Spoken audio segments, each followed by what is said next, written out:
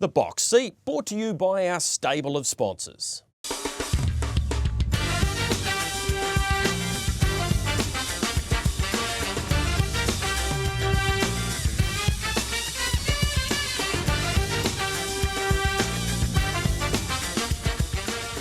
It's another edition of your Box Seat, yes, brought to you by our stable of sponsors. Michael Guerin, we start the show, well, with something that's not ideal. Ray Green 2 weeks ago was on top of the world, winning the IRT New Zealand Cup for the second time, but as can happen with horses, unfortunately got injured this week. He did. Greg, big hi to you, hi to everybody watching around both New Zealand and Australia, where they'll be tremendously excited about the start of the Interdoms. Ray Green wasn't going to be there with Copy That, but he wasn't expecting to be in Middlemore Hospital. Here's what's happened. Monday, Ray got kicked when taking the rear strap off a cover of a horse. We've all been there. They put the back leg up and you think, what's going to happen next? What happened next to Ray was the filly got him flush in the stomach, Greg. So Ray said he was pushed back about 10 feet, concerned initially, thought maybe no big deal, but we'll press on for the day, as so many horse trainers would do in the same position. That wasn't going to be the case. Got rushed to Middlemore Hospital, where he was found to have internal bleeding and damage to the bowel colon area. So, Greg, he was operated on Monday night, a 7-hour operation, which is no small deal.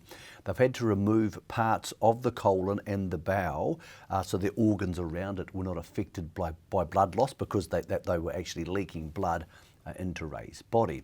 Now, the good news is the operation was a success. Ray has had a bag attached to him for the next 3 months to help while those colons and the bowel and all those parts heal together, basically knit up and go back to being normal. The long-term prognosis is good, but the great news was, after talking to Ray's wife Deb yesterday, he was in the intensive care unit at Middlemore. An hour later, Greg, the phone rings. It's Ray Green. I thought, okay, this will be Deb with an update. Here's Ray on the other end. A staggering man. Scientist himself. Yes. Oh, 77 years old. He's had an operation for 7 hours. He's on the phone. G'day, Mick. How you going? I thought, oh my God. So anyway, he told me he's okay. Said it hurt. As you would imagine, it probably did. Told me he's got a decent scar in his stomach. Said he was ringing the boys and girls at the stable. I said, right. So we talked about his health. He said, I'm going to be fine. That's good. Obviously, there's some risk when anybody has an operation, particularly somebody who's in their 70s, but Ray sounds confident.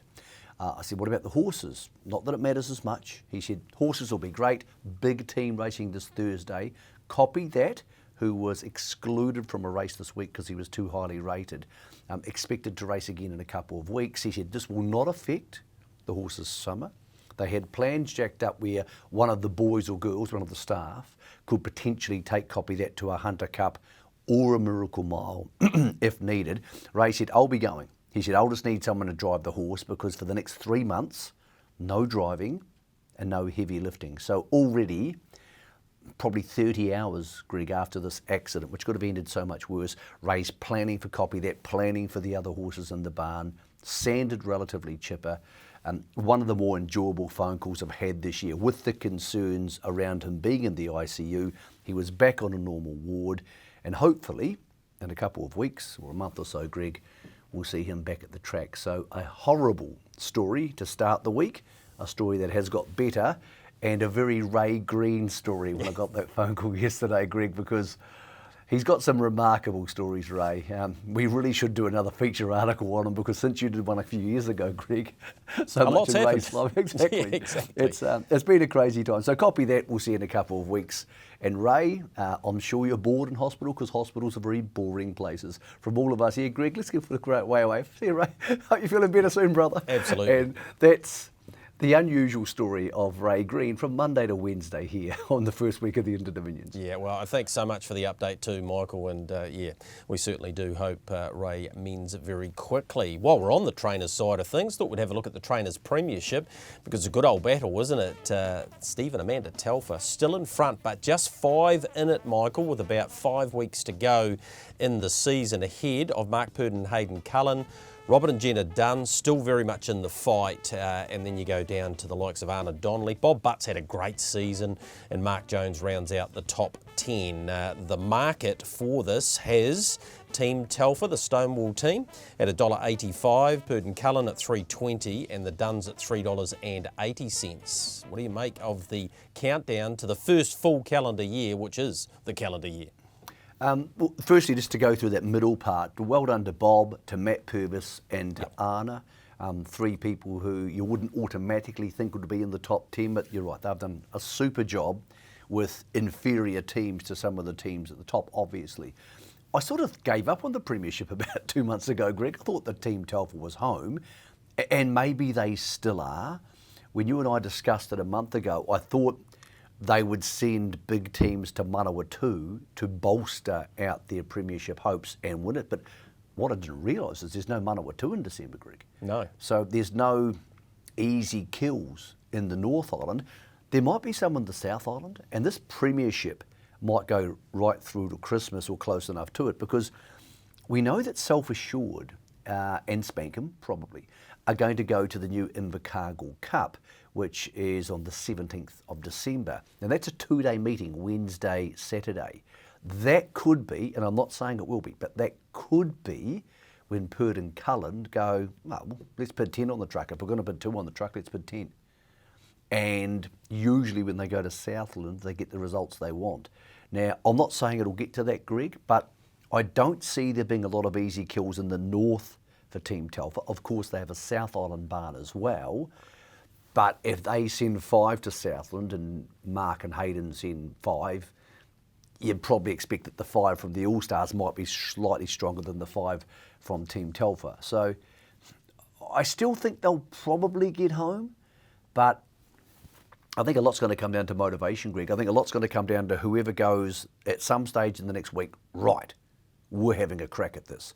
But when you look at what's going to happen over the next 2 weeks at Addington, this Friday's a boomer into the Grand Prix on the 4th of December. If you listed the horses you expect to win, Team Telfer might have 1, and the All-Stars might have 5 or 6 over that 2-week period, Greg. So at least. What about you? So if you had to bet right now, even money, say everybody's the same price, what would you do? I think because of the next 2 weeks at Addington and then the last month of December, that push down south, it's going to be very close. I'd be tempted to have something on Mark Purdon and Hayden Cullen. But look, for want of the premiership to gain momentum and to be really relevant, it'd be pretty cool for the Telfers to get home. Yeah, I hope they win. I do. I hope they win because it's different. I think it would mean more to them. And that's not being rude to Mark or Hayden, not at all. Of course, or all their staff. What would be really interesting, this is my West Coast roots coming out, is if somebody goes, well, let's take a team to Westport or Reefton. It's that last week of the season. So could be, absolutely, it could happen. Interesting times ahead, so looking forward to seeing how it pans. Either way, some wonderful performances on that top 10. I mean, the Duns also doing a great job, but we know they've won a couple of premierships. So, but yeah, for me, to Matt and to Bob and to Anna, their performance every bit as good as those at the top of the premiership. All right, let's have a quick look at the Drivers' Premiership because it's not close. The 4-time premiership winner, Blair Orange, on top there with 160. John Dunn for the 5th time goes over 100. So well done to him. Make Mine Sundon winning at that meeting held at Addington on Monday. Tim Williams, he's going well, 87. If you work it out over that 17-month season that we had, he was on 93, so he looks like he's going to eclipse that pretty comfortably. Robbie Close having a great season, Zach Butcher the same, and John Morrison continues to make the top 10 and is close to going over 50 again. So, yep, good battle amongst the middle tier there, but Blair Orange driving in a different class, really, when it comes to number of wins, Michael. Yeah, it's just rinse and repeat for Blair. On that list, the name that stuck to me instantaneously was Sarah O'Reilly, doing a massive job. We don't hear a lot from Sarah because she's quite a quiet person who just goes about her job and keeps on winning. She doesn't drive too many big name horses. But man, that's a hell of an effort from her, Greg, when you consider how young she is and how much she has in front of her. So she has a lot to be proud of, as will, of course, the entire O'Reilly clan and John Morrison too on Cup Day. It's great to get a lot of wins, but if you can get them on those biggest days, Greg, it means that the boys and the girls in the driver's room know that you deserve to be out there at any meeting, and clearly John does. Definitely. We'll have another look at particularly the Trainers Premiership once we get to about the middle of December. Let's go across the ditch with Garrards because the Breeders' Crown was on Saturday night. Pretty ordinary weather too, Michael. They had to go back a race. Let's go through some of the feature performances. Here's Ladies in Red. What a stunning performance from her in 154.8. Yeah, she's just something exceptional, Michael. 22 wins, 27 starts, never further back than second. Yeah, wonderful mare. Look, it's hard to work out what all this means because she's beating the same horses more or less all the time, but you were at the Queensland Carnival when she had to be far more serious against better horses, and she stepped up to that level as well. So she's got a Miracle Mile on her radar. I'm not sure she can win a Miracle Mile yet, but the ones who keep stepping up, well, they can probably do anything. But yeah, fantastic mare. But with a lot of these Breeders' Crown, Greg, a lot of it by this stage of the season is the same horses racing the same horses. Here's one of them, Harry. Here's Harry Stamper, formerly of Oamaru, bred by the Williamsons, by Bev. And he's too good here, Harry, for a butt in front. And gate speed, the key here, held Plymouth Chubb at the start. And Kavish Dior, the horse who runs second, is a very, very nice horse. But Harry's going to end up in free-for-all company over there, Grego. And as happens so often, the young Kiwi trotters, whether sent over or exported, a little bit too good for their Aussie mates. Yeah, and of course, as you mentioned, bred by Bev Williamson and the Porters, and A-Butt doing what he does in Group 1 trotting races. Here's Insippa, or Insipa, whichever way you want to go. She's very good, Michael. You know what, Greg? It's like watching Groundhog Day, watching these like 2-year-old fillies races with the Emma Stewart horses, and it's very similar to what Mark and Natalie were doing 5 years ago. They just win all the time, and they're interchangeable parts. If somebody told me that was another one of their horses winning, I'd go, well, that makes perfect sense to me too.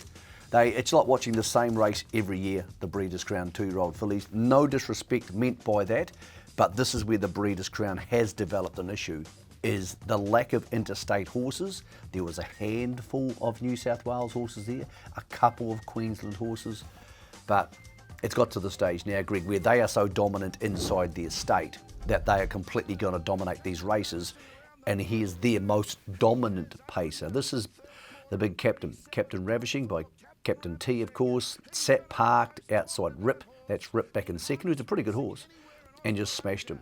And if you think to the eye, well, what's he beating? That's largely irrelevant because he's beating the clock too. Rating 151 for the 2240, Greg. Very, very serious horse. Going to be a great sprinter. Could well be an outstanding Chariots of Fire, Miracle Mile type horse. And of course the Eldorado next September. Whether he stays, I don't know, Greg, but not all horses need to stay. Not every horse is a New Zealand Cup horse or a Hunter Cup horse. He's an incredibly talented horse. And I hope, fingers crossed, he stays in one piece, because they've had horses like him before, like Ride High, and they haven't managed to stay in one piece, Greg. I hope this one does, because he'll add a really interesting dimension to the Grand Circuit if he makes it there. And of course, when you consider Leap to Fame cleaned him up in the Derby, about 5 or 6 weeks ago, he almost looks like he's improved, Michael, which is remarkable. But I think you're right, especially short course. Any horse that can sit parked and run those times is going to be very hard to beat in whatever race they line up in. Well, and it's really easy for us to say, well, Leap to Fame beat him, because he did. He beat him fair and square. But more and more we're seeing harness horses where there's going to be those horses who do that, distance horses, and there's going to be the sprinters. And yes, there'll be crossover, but the greatest of all in the last 10 years, Lazarus was an enormously more powerful horse over distance than he was over sprint trips, even though he went on to be a great miler in America, as was Black's a Fake, who never won a Miracle Mile, and yet, you know, obviously Smoking Up was an unbelievable miler around Menangle. So I think it's going to be really easy for people to go to different states and pick holes in different horses' form, or embellish them and get carried away because he's in my state, therefore he's the greatest horse I've ever seen. And we've seen a lot of that in recent years, a lot of this real hyperbole around Lochinvar Art and around Ride High, and they don't win that many Grand Circuit races. They win a couple. But I do think that once we start getting them together, we might have a better idea, as we saw at New Zealand Cup time, because pre-New Zealand Cup, Greg, you would have thought Rock and Roll Do was the best horse in Australasia, and maybe now he's not. So I think there's going to be a lot of that going on this season, and a lot of it's going to depend on who's on their home deck, because Menangle racing is incredibly different from Melton racing. Obviously it's different from Alexandra Park because they go the other way around, and it's very different from Addington. So I think the days of the season-long champion, Gregory, are gone, and where Captain Ravishing fits into that will be up to Captain Ravishing. Well, we might as well stick in Victoria because, as you mentioned at the top of the show, it's Inter-Dominion time. And Michael, we're at Ballarat. Kiwi interests, well, the big news coming out this week, of course, was that Tony Herlihy and Bolt for Brilliance have made their way over there. What about the pacing series? Give me your take on what you make of it and maybe an early prediction as to who you think might be hardest to beat. The pacing series is an issue. And it's an issue because if we listed the best 5 horses in Australasia, and we'll park the 3-year-olds because they're too young, we'll park Captain Ravishing and Leap to Fame. If we talked about the best 5 horses in Australasia, 3 of them have chosen not to go. Self Assured, Copy That, and Rock and Roll Do. And Rock and Roll Do, this is on his back doorstep, Greg. And they've chosen not to go. It leaves a really nicely balanced series with Expensive Ego and Spirit of St. Louis and Better Eclipses a chance, and of course Majestic Cruiser, who we know, and a few others. But it's now the 6th equal highest stake in Australasia available to pacers. 6th. Now, if we want the Inter-Dominion to get back to its former glory, which it may never do because there's so many other options like the race by Grins, it needs to be $1 million, Greg. And again, we say this on the show a lot, we can't just spend other people's money. It's not our money to spend. I can't generate that for them, even though I'm trying.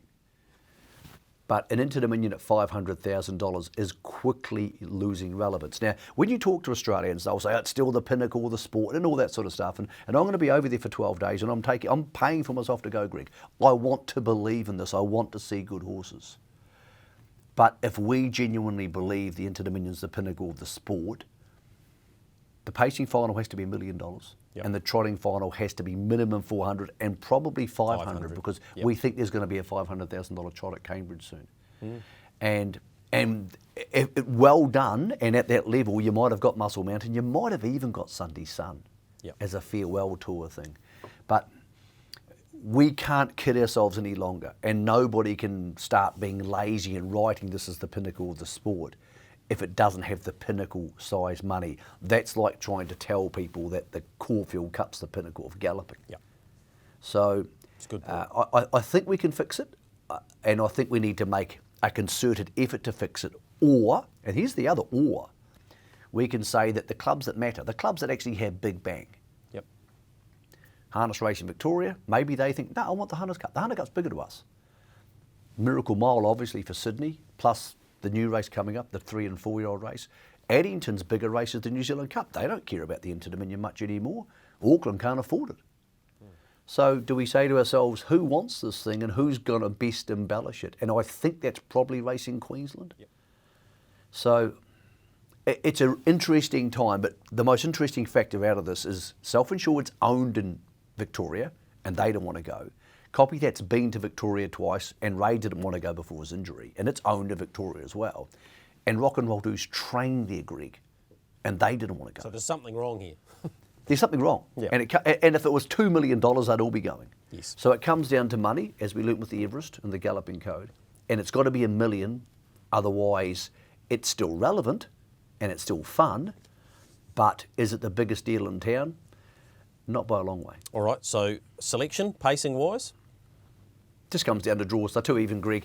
If Spirit of St. Louis draws 1 or 2 in the final, it's favourite. Expensive Ego does, it's favourite. There's just nothing in it. Trotters? Yes. Different kettle of fish. Bolt for Brilliance. Beautifully drawn up in race 3, I think it is. The first heat he contests, but he's got Majestuoso to his inside. Yeah, he has. So spoke to Andy Gath. He said we'll be attempting to lead with Majestuoso. I I think he'll hold Bolt for Brilliance at the start. And they've got to roll the dice. Andy said, look, there's that question mark over Bolt for Brilliance, so we're happy to try and park him. I had a long conversation to Tony Hurley on Monday. Now, obviously, we all know that in the Worthy Queen Trot at Addington, Bolt for Brilliance underperformed, was found to have a lung infection. He said, we haven't had the virus everybody else has had. We've had a lung infection. Yeah. And it's a lot easier to get over because you give them antibiotics, and once they're over it, they seem to be fine. He said, that's better. He said, this is the key quote from Tony Hurley. I've been looking since that day for reasons to pull him out of the Inter-Dominions. I've been wanting to pull him out. He said, I couldn't find a reason. Yep. He said he worked as good as he usually does at home. There's no concerns. He expects to go there and improve through the series. Tony is staying there for the entire 2 weeks, or 2.5. Talking to him about what he expected out of the series, he said, I don't expect to be unbeaten. And that gives me the indication he'll be happy to sit parked outside Majestuoso this week or somewhere in the running line, finish top 2, 3 or 4. He said, I want to win them all, but I don't think I will, and get better as the series goes on. It goes 2200, sprint, then 2570 and up to 27 for the final, Greg. Yep. He's going to be far better at the back end of that carnival than the front of at the start of the carnival. I'm tipping against Bolt for Brilliance, even though he's probably my favourite harness horse at the moment. I'm tipping against him this week. I think Majestuoso can beat him. If he doesn't, Greg, if Bolt sits parked and runs past him, just give him the check for the final. Yep, it's going to make him very hard to beat through the series and particularly over that longer distance. 8:39, tune into TAB Trackside 1 and you'll be able to see the Bolt go around. Short break for us. On the other side, we've got a lot of preview because Alexandra Park, good meeting Thursday night, outstanding Addington Friday, and it's Geraldine Cup week 2. So we'll do all of that when we return.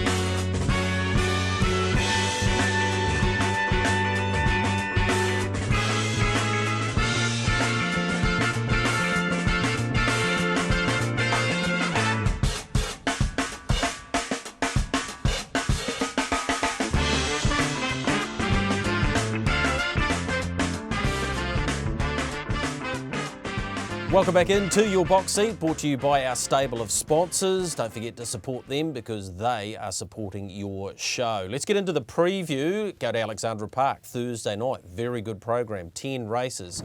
Race number 8 is the best class pace of the night, Michael. Here's Hot and Treacherous winning the Summer Series pace with Dunstan. Good effort from Typo though, and I thought he would get his chance this week. I think he does. I'm not sure exactly how racy he's racing. He doesn't seem to be all buzzed up, Typo, but he was very brave there. Interesting races, Greg. Both Copy That and Hot and Treacherous tried to accept for this race and got dropped out. I can understand both sides of the argument. I'm a great believer that the best horses should always get a start at any race meeting, but then again, I'm not judged with putting the fields together or tasked with putting the fields together, and I realised other horses would have pulled out. I spoke to James Stormont about Hey Bartender. He said, well, I don't want to race Copy That off level marks. So I understand both parts of it, Greg, but I think it's a really big issue when we start excluding the better horses more often than not, and it tends to be a North Island issue more than a South Island issue, because it's really easy for these people to say, well, okay, I'll Mark Shard this horse and send it to Menangle or something like that. So I'm not saying I can fix it, but I do think I would like to see the better horses there more often, Greg. Tomorrow morning in the New Zealand Herald, the newspaper I work for, I would love to be writing about Copy That and have people's eyeballs read that and then go to Alexandra Park. I think when you exclude the best horses from a race meeting, I don't think that happens. But again, I understand the other part of that is that the hay bartender horses don't want to race these horses off level marks. But what we do about it, I don't know. I think it's also chicken and an egg, because once you start doing it, more horses leave for Australia because they get more racing opportunities, and then you lose more open class horses, and it goes on and on. But that's... All right, you spoke to James Stormont. Is he the one to beat, hay bartender? He said he thinks the horse has had a few soreness issues, but he thinks he's right back to his best now. He'll be trying to lead, and he'll be awfully hard to catch. I don't see a lot of early pressure, and that could be the key to this race. All right, we know the Grand Prix is getting very close, so we need to preview Friday night at Addington, which is exceptional, including the Group 1. We've got the Trotting Oaks. Let's have a look at a couple of videos and talk about the market. Here's Hidden Talent. This is What the Hill Woodlands New Zealand Trotting Oaks, $100,000. This was the feature down south, though, and she's got all the breeding in the world. She's got the draw this week too, Michael.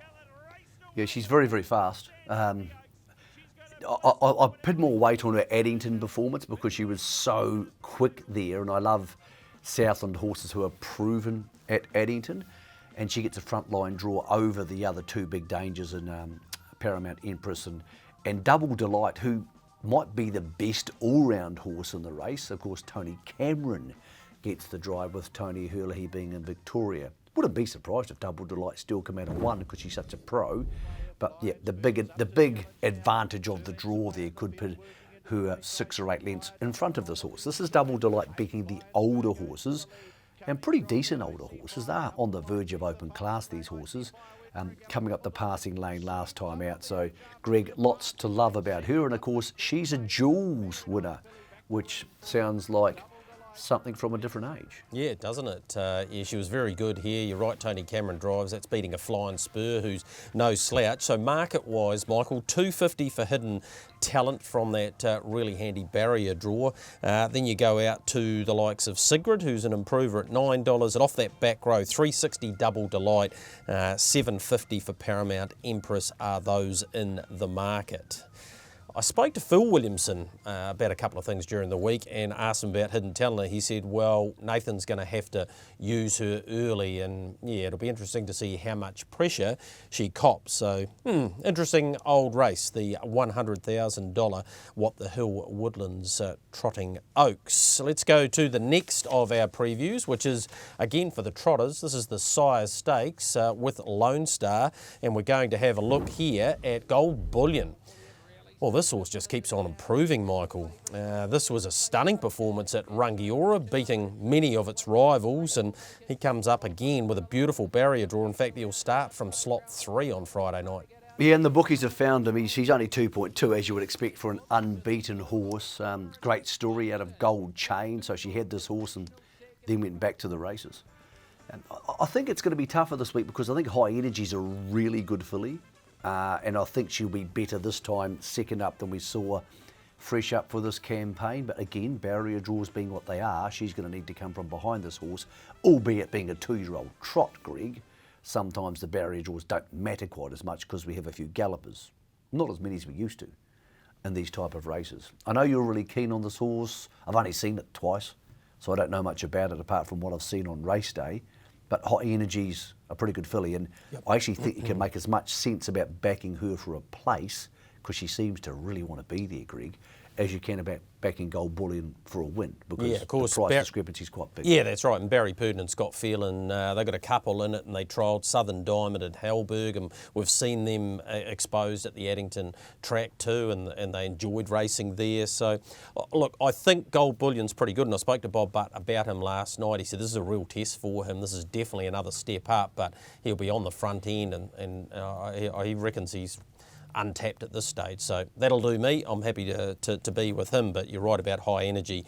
Came out of that same trial that I just talked about. Was pretty good, but I don't always expect the All-Stars just to line up and win at those trials either. So $220 Gold Bullion, Halberg $750, $450 for Southern Diamond drawn closer in, and High Energy at $550 for the Lone Star Sire Stakes 2-year-old championship. We've got a newish race, the $50,000 Continental Event Hire Mares Handicap, and here's Peregrine, who raced brilliantly through the Cup Carnival. Unlucky on Cup Day third. There's Blair Orange ducking to the inside and gets the job done with her. Of course, trained by Brett Gray, and the Southerners always have a great carnival, and she was a big part of that this year, Michael.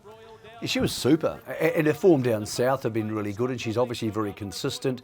You see her there getting to the line, trotting really squarely at the end of a hard race. So clearly she's a horse who doesn't have too many niggles or issues at the stage of her career, Greg. First of all, good race. I'm glad the mares get to race for 50. Big, even field. Great to see a northerner like Funny Face going down there for Dylan Ferguson. I don't have a particularly strong opinion on it, Greg, because it is such a big field. It's a race I would want to be getting value for, but to have a horse from the north and Peregrine from the south and all those horses in the middle meeting up, it's what the race was set up for, Greg, and it's got the field it wanted. Yeah, absolutely it has. So $4 the price about Peregrine. I think she deserves to be favourite. She's off 20 metres, but she's got a few friends there. Streaming live, $9. Can't be doing any more for Petra Luzimova. The way this mare's going, she's only off 10 metres, so you'd think that she'll be right in it too. And then you've got the Time Up the Hills, $12. A Dream of Jeannie, $7. Resolve, the Bloss who charged home last time, $10. That was in behind Peregrine. So yeah, excellent race. Continental Event Hire Mares Handicap Trot, the 8th on the program. We go back one race, and this one's the Ian Dobson Classic, a race that he's sponsored for the last couple of years, and he sticks with it for about 10 years, I think. This is a good race. This is the prelude to the Sunshine Stars Derby. Here's Republican Party winning the junior free-for-all with that broken boring pole, beating Cranbourne. Draws to the inside of Akuta. It's a pref barrier draw, as is the case for the fillies, and he's really good. Opened up $3, $2.40 Akuta. How will you play it this week? So much depends on intent with this, Greg. I mean, it's worth 1/12 what the Derby's worth, more or less, and that's a big deal. I mean, I'll be honest, the trainers about these horses don't care about 20 grand, not when you've got 250 in 9 days' time.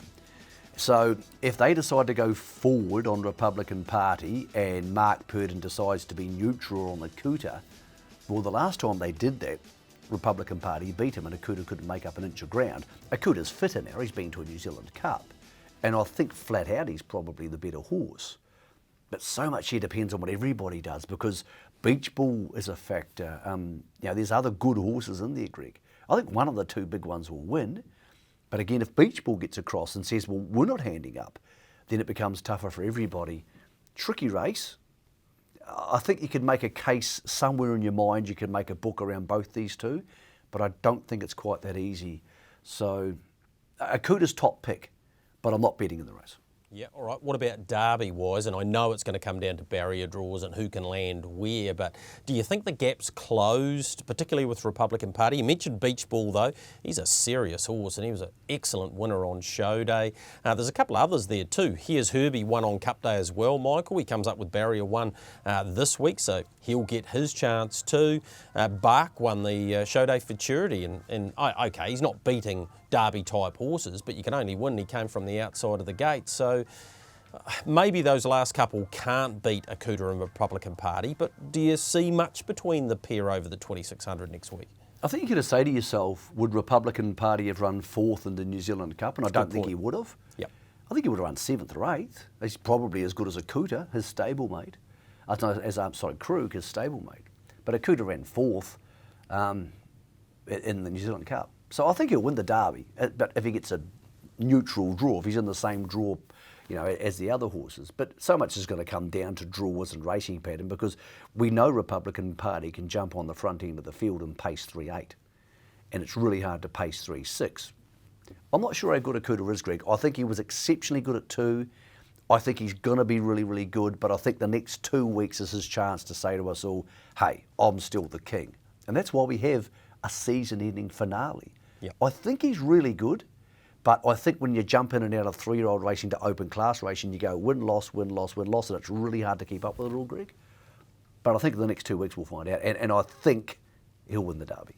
All right, a couple other horses I want to ask you about. Nicolas Cage, how good's he? And what do we do with Franco Indy?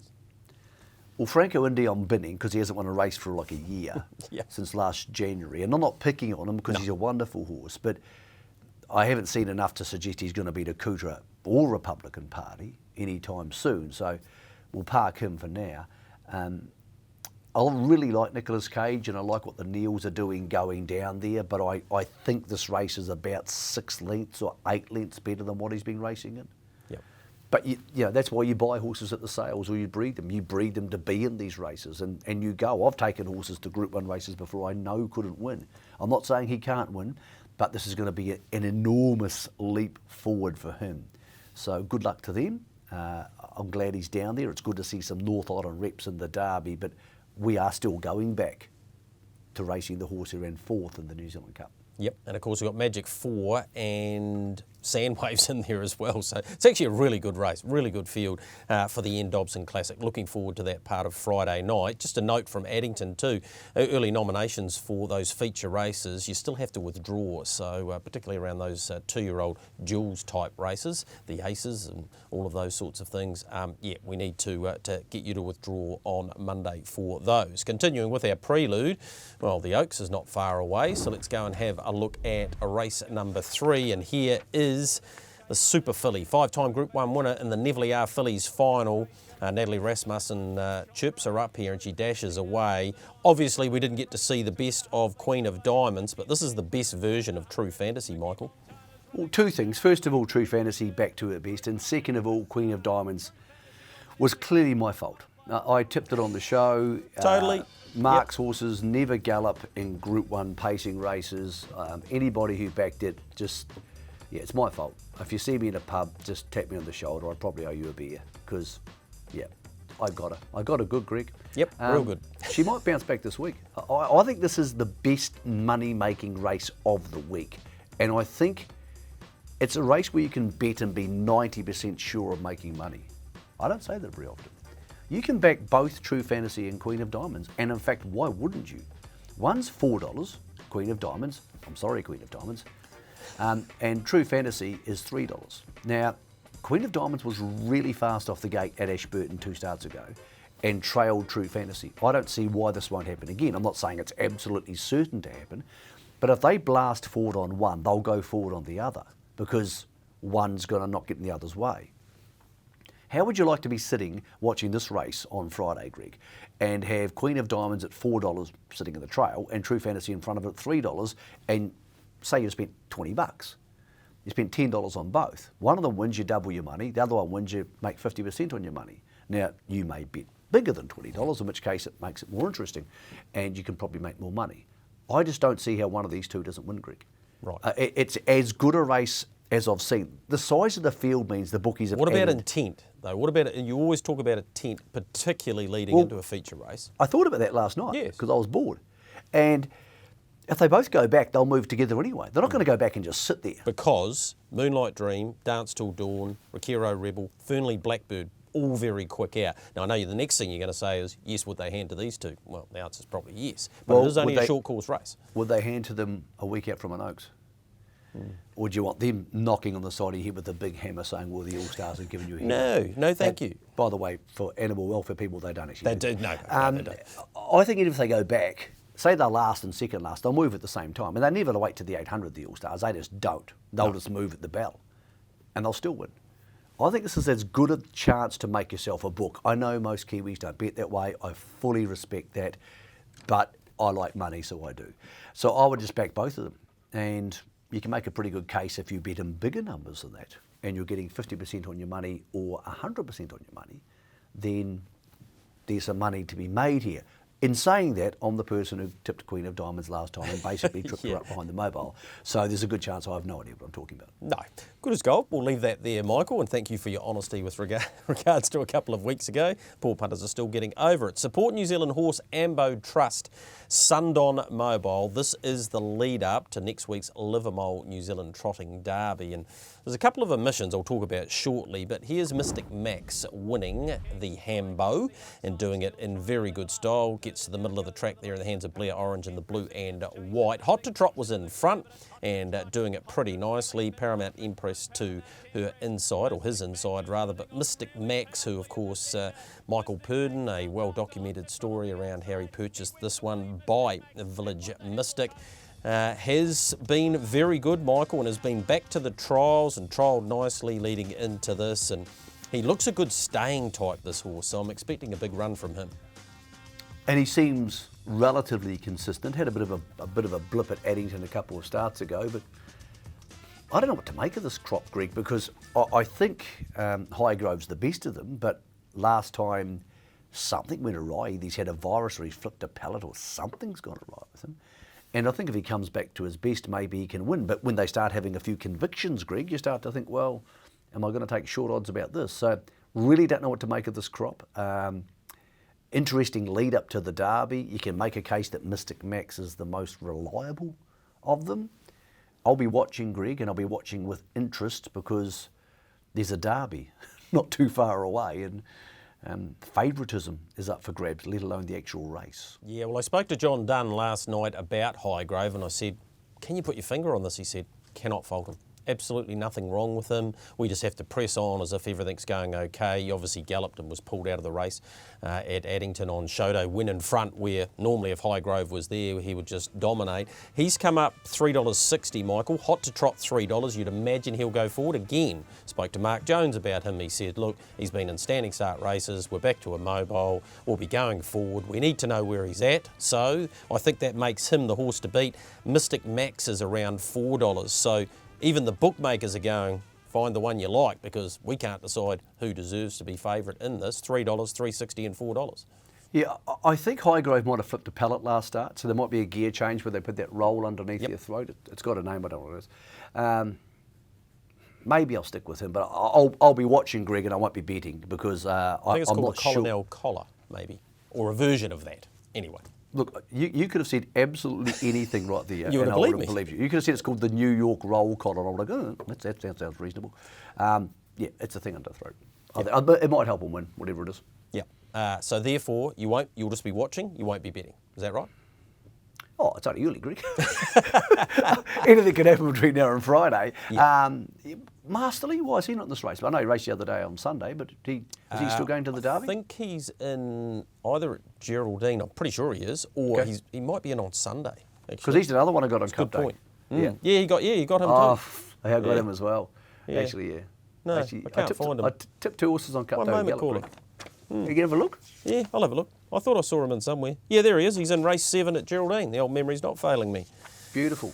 Paul Nan, P. Nan, doing something different leading into a big race. Who would have ever guessed? Staggering, Greg. Blow me away stuff. Hey, good news. The bookmakers will have the entire markets out 9 a.m. next Wednesday for the Grand Prix. So the 8 Group 1s and, of course, the East West Fencing Summer Cup, which should have the likes of Self-Assured in because they'll be building towards that Invercargill Cup. So those markets will be out for you to peruse 9 a.m. from next Wednesday. On a couple of other runners out of that, Michael, Sonny Louis, who won on show day, they think he goes best fresh, so they've decided to miss this week. They originally nominated and took him out, and Latrell goes round at Addington. Those fields just not quite out as we record today, but he'll go round on Sunday too, and they'll both add a bit to that derby with Livermore next week, Michael. So I'm with you. I just don't really know where the 3-year-old trotting ranks, who's top of the pops. I think Highgrove is at his best, but I'm not sure that he's there. One thing you will know is how big is the Grand Prix going to be? Because just to confess up here, punters, I'm going to be in Victoria. I have to go for the Inter-Dominions. It was pre-booked. Long story short, I'm not going to be there as much as I would love to be there. It's going to be a huge meeting and really good. There's a hangover after Cup time, Greg, where people go, Definitely. wow, I'm knackered. What's the idea? What's the ticketing situation? Is there a hospo? What's going on for Grand Prix for people who haven't really thought about it much? There's absolutely plenty of hospo. You can go into, say, spectators for $80, which is your lunch and meal, and you buy your drinks on top of that. There are other opportunities for you. Go to addington.co.nz. I think it's about $180 for upstairs for the full package, which I think is pretty reasonable, but it's new. It's on a Sunday.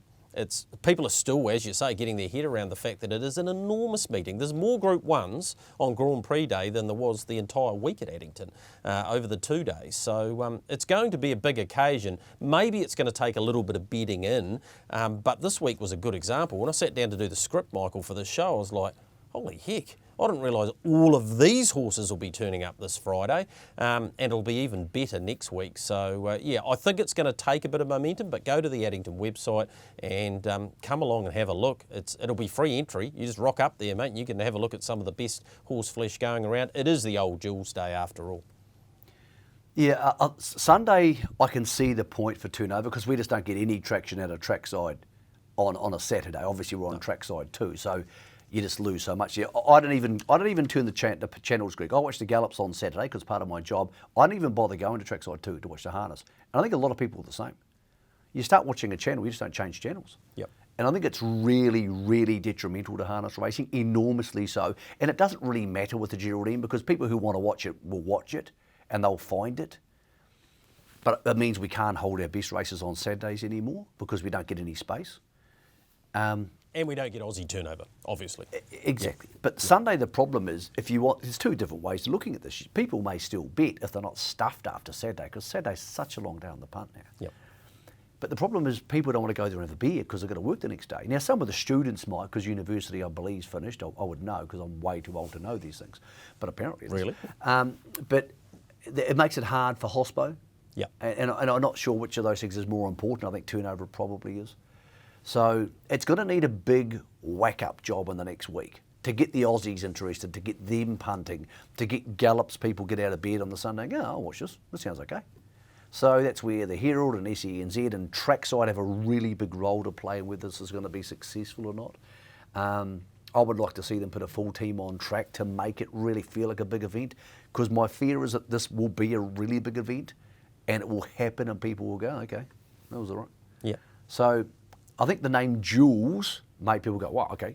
But I think at the moment Grand Prix doesn't, and that's all of our job together to try and push that forward. But it's a tricky time of year to do that. There's a lot going on, and there's a lot of punter fatigue for the harness racing people, Greg. So let's try and get behind it. If you're watching this show and you've got some friends who like a bit of gallops and a bit of punting, say to them, hey, this is a big deal. Get along. Yep. Yes. Yep. And, you know, these are good horses, Akuta and Millwood Nike and you know, Don't Stop Dreaming. These are good horses. So it's going to need a concerted push from the entire industry, I believe, Greg, to get the results we desire out of this. Yeah, and Trackside will have a team on course, so I'm pretty sure they're going to get right behind it, which is great to know. We need to have a look forward to the Geraldine Cup on Saturday and go back to last week's Timburu Cup, and most of the horses are backing up at Geraldine.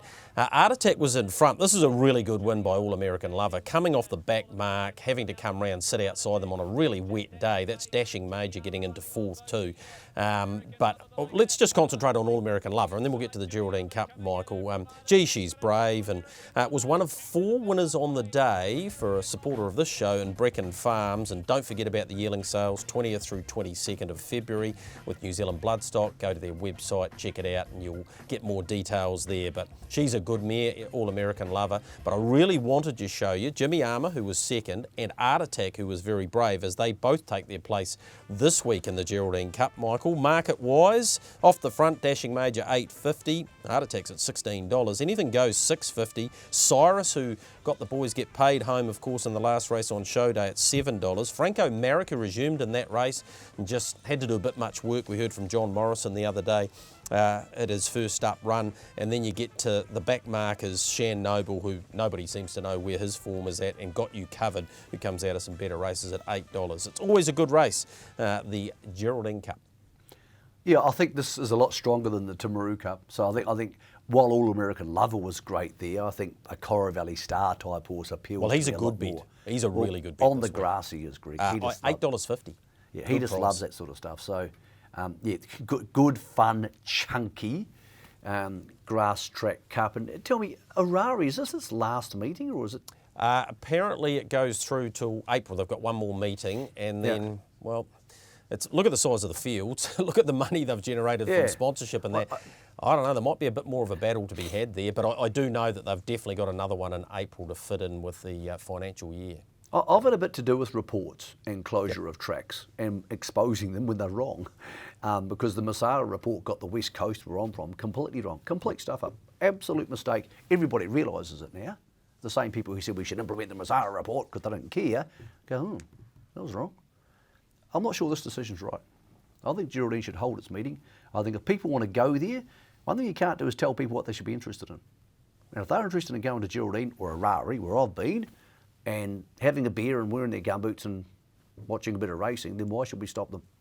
Yep, hard to argue with that. There's also the Lockie Marshall Memorial, and Masterley's in that. Artie by the Hills in it, Mataderos is in it, so there's some pretty handy sort of horses, particularly Mataderos looking to get back into form. Good luck to the team down there on Saturday with the Geraldine Cup. And don't forget Sunday at Addington, those fields will be out, hrnz.co.nz.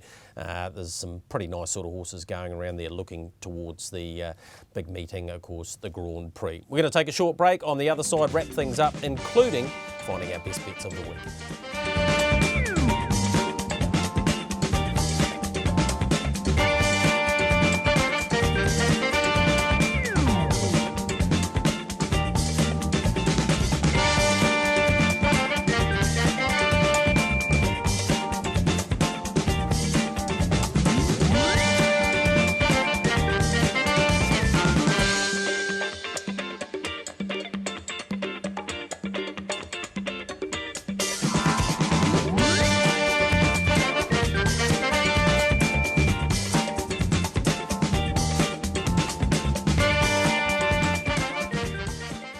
The Box Seat, brought to you by our stable of sponsors.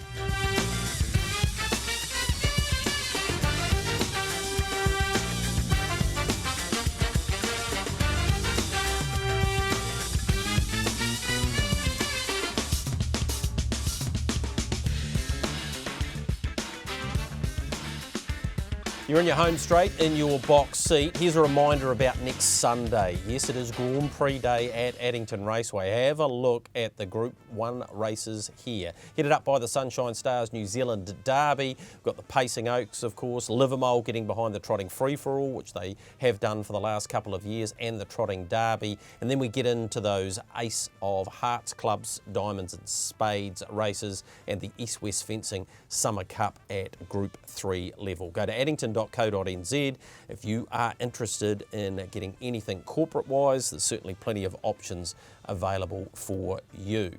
Harness racing wise this week, Alexandra Park Thursday night, we touched on that. Good program, 10 races, 5:38, 5:23 for Addington's 10 races, including all of those preludes and the Group 1 Trotting Oaks.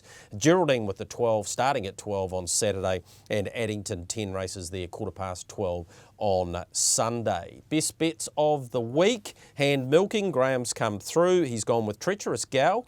2-year-old filly taking on the older mares in race 2. Gutsy play there, Graham, into Hidden Talent in the Oaks. Michael, you're going to Alexandra Park? I think Hey Bartender might lead back to the mobile for the first time this campaign, Greg, and not be attacked. If he can do that, he'll come home in 55 seconds. It's not a standout bet to me, but it's a bet that makes sense on a night with those $20,000 and $25,000 stakes. So really strong stake meeting on Thursday night. Some decent horses coming back too, Greg, getting ready for their summer campaigns. Yeah, definitely. I've gone with Gold Bullion. It might be gutsy play in a 2-year-old trot, but you can only win, and he has just dominated both times, including last time. So I'm happy to take the $2.20 into Hey Bartender for, of course, our Breast Cancer Foundation, which I think we're sitting at around $2,800, about $1,000 ahead at this stage. Michael, we want to press on and see if we can't get to 5 figures. There's a bit of a goal for us coming up, but the Inter-Dominion start this week. Obviously, all of that great racing we've just previewed, so there'll be a lot of information at hrnz.co.nz for people to get involved in. Yeah, next week they'll have a special supplement online. You can print it off. There'll be previews and reviews for all 8 Group 1s. So HRNZ with Johnny and myself and Josh and Dave getting involved. There's going to be a stack of race previews. So we're going to make sure it gets the oomph it deserves. As I said, Greg, as an industry, we all need to spread the word and say to people, hey, if you've got nothing on Sunday, this is going to be pretty cool. You'll be there. trackside will be there. Greg, I'll be in Victoria the next 2 weeks, heading over there with Bolt for Brilliance and my good friend Tony Hurley. This sums up Tony Hurley, Greg, as we leave the show for this week. I said to him, I was doing a story yesterday, I said, Tony, how old are you now? He said, I'm 64, and he kept on talking. And in the background, Suzanne said, Tony, you're 63. He said, damn. I'm 63. That sums him up the greatest brilliantly. driver He's not a in New Zealand mathematician, history. he's a horse driver. Michael, appreciate it. We'll have Matthew Cross the next couple of weeks, but we'll also have a segment from Melbourne with you. Thanks again for your time, and I'll see you in a week.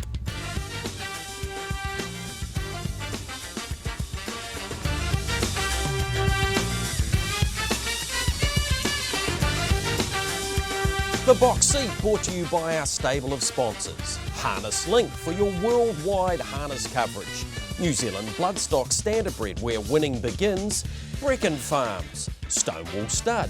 IRT, it's your horse and our passion. Australasian-wide Garrards Horse and Hound. Renwick Farms. Lincoln Farms. Harness Racing New Zealand. And the clubs Addington, Ashburton, Alexandra Park and Cambridge.